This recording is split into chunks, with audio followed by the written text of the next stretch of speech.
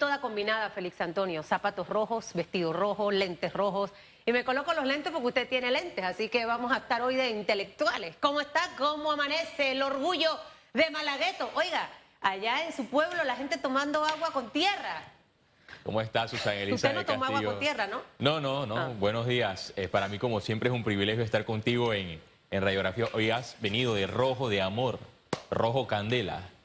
Así se le conoce a ese color. Bueno, de amor no, porque yo amorosa, usted sabe que no soy. Pero yo no le salgo huyendo al toro, el toro me sale huyendo a mí. Mire, Félix Antonio, todos los días aquí estamos dando nuestra clase de Derecho Penal. Y ayer hubo un hecho que me llamó la atención para que usted de repente aquí nos pueda explicar un poquitito cómo es esto en la fase de alegatos. Que la fase de alegatos, porque entiendo que no se inició ayer, ¿no? Para que eso primero... Inició, ok. Los abogados defensores solicitaron que la fase de alegatos se dé bajo las reglas del proceso abreviado. Explíqueme eso en buen español. Y vi el desfile de abogados en la nota de Hugo, a varios conocidos y otros sin conocer. Bueno, el proceso abreviado lo contempla nuestro Código Judicial y existe para que se dé un avance en estas audiencias preliminares en el sistema inquisitivo mixto. Es, por ejemplo, cuando los abogados quieren pasar a la siguiente fase de evacuación de pruebas y desisten de su potestad de alegar. O sea, pasan por este proceso de alegatos, pasan esa página y van a la siguiente. O sea, que se haría, que fue rechazado, obviamente, lo que ellos pretendían era irse sin alegatos. ¿Por qué el alegato es importante en un proceso y más en este caso? El alegato es importante porque puedes refutar las pruebas del Ministerio Público y puedes hacerle entender a la juez que el Ministerio Público no tiene los elementos de convicción para que se aplique una condena. Pero cuando el Ministerio Público, que esto es interesante, cuando se aplica el proceso abreviado, tiene muchos elementos de convicción y que pueden traducirse posteriormente en pruebas, tu cliente va a ser condenado. Y al tú aplicar un proceso abreviado vas a tener una pena considerada. Es decir, que si la pena o el delito por el que se señala tiene penas por 12 años de prisión, que es el caso de blanqueo de capitales, si tu cliente es condenado posteriormente en la siguiente fase, al irte a un proceso abreviado, tienes una pena más baja. Mira, te voy a buscar un significado que me lo compartió un juez del órgano judicial y me pidió no mencionar su nombre, pero es muy interesante y a modo de docencia. Dice que este proceso se fundamenta sobre el hecho de que existen suficientes pruebas que ratifican la culpabilidad de la persona señalada en este hecho punible.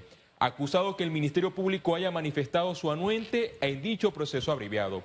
El juez, que en este caso sería Valoisa Martínez, la jueza tercera liquidadora de causas penales, podrá valorar las pruebas y considerar si con estas hay suficientes indicios de la culpabilidad de los acusados. Ahora, yo se lo quiero explicar en mi lenguaje, en mi entender. Esto es, Susan es culpable en la casa, hizo una trastada, ¿no? Que pasaba mucho, by the way. Entonces, mi mamá me va a enumerar las faltas que yo hice delante de mis 5 hermanos. Pero le digo, yo soy culpable, mamá, yo sé que yo fui la culpable, vamos a obviar esa parte, no me voy a defender de las pruebas que tienes en mi contra para que tú suavices el castigo que me vas a dar. ¿Es así? Así mismo estás en lo correcto y lo interesante también es que cuando los abogados solicitaron el proceso abreviado, le hicieron énfasis a la juez que esto no sea considerado como que mi cliente tiene responsabilidad. Pero en el derecho, claro, es cuando ya tú sabes que tu cliente está acorralado por las pruebas que ha presentado el Ministerio Público. ¿Qué abogados pidieron ese proceso abreviado? Más de 30 abogados solicitaron este proceso abreviado, pero lo interesante también en el inquisitivo mixto es que las reglas para un proceso abreviado deben ser consensuadas con todas las partes. Este es un proceso que tiene a 50 personas imputadas, 49 naturales y una jurídica que es una empresa importadora Ricamar. ¿Cuántos abogados hay en este caso? Hay alrededor de más de 40 porque incluso unos son abogados de distintas figuras. Y además en la audiencia también debían estar las personas imputadas, llegar a un consenso con el Ministerio Público y la juez aprobaba eso. En vista que había que no estaban las personas presentes, la juez no aprobó Pero este si proceso fueron abreviado. más de 30 abogados los que solicitaron este proceso abreviado, ¿no hay mayoría? Deben estar todas las partes porque el simple hecho que todas las partes... En su totalidad. En su totalidad porque puede decir X persona. Mira, juez, yo estoy en contra de este proceso abreviado y yo tengo todas las pruebas que señalan que no pertenezco a ninguna de estas sociedades anónimas, estas cuentas en jurisdicciones internacionales por la supuesta comisión del blanqueo de capitales. Pero no entiendo para qué pedirlo si al final sabías que no lo iban a... O sea, yo de verdad que es una táctica que también algunos juristas la consideran como economía procesal, hacerle entender a la juez de que tú quieres un proceso transparente, de que tú no estás en el recinto para presentar tácticas dilatorias, que tú quieres que el proceso sea rápido y que la juez tome una decisión en derecho. Ese punto la juez lo va a tomar en cuenta si condenan a tu cliente.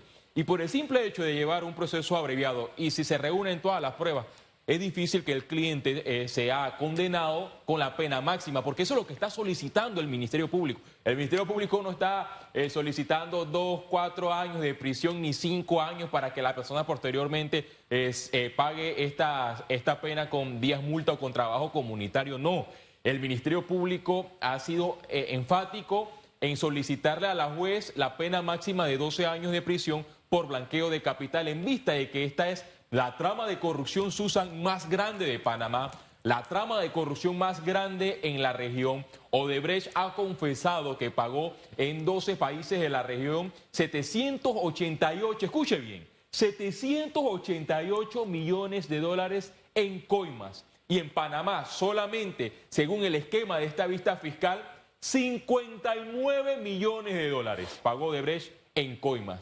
¿Y cuánto le dio el Estado panameño a Odebrecht desde que llegó a la República de Panamá? Susan, 9.000 millones de dólares en distintos proyectos. Aquí hay más de 3 veces los ingresos del Canal de Panamá, una cifra sumamente elevada. Y de ese porcentaje, de 9.000 millones de dólares, al menos 59 millones de dólares fueron a parar a distintas cuentas, según el Ministerio Público, trianguladas en distintas jurisdicciones internacionales para financiar las campañas políticas de distintas figuras que ocuparon cargos de elección popular, según esta vista fiscal. No la dice Félix Antonio Chávez, la dice la vista fiscal. Entendiendo todo lo que ya sabemos de este escándalo y de que también Odebrecht en otros países ya está trabajando como si nada hubiese pasado, es parte también de lo que vemos de la justicia, que debe proseguir hoy, martes 20 de septiembre.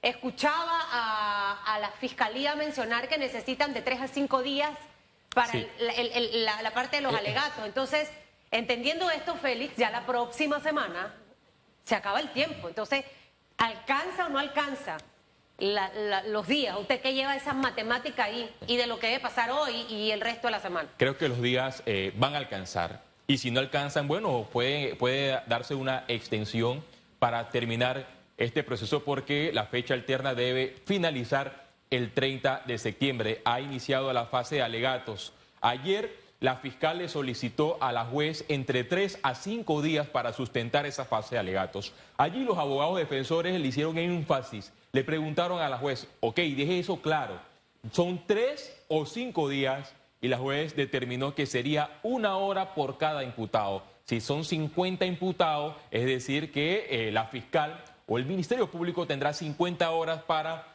sustentar alrededor de 5 días.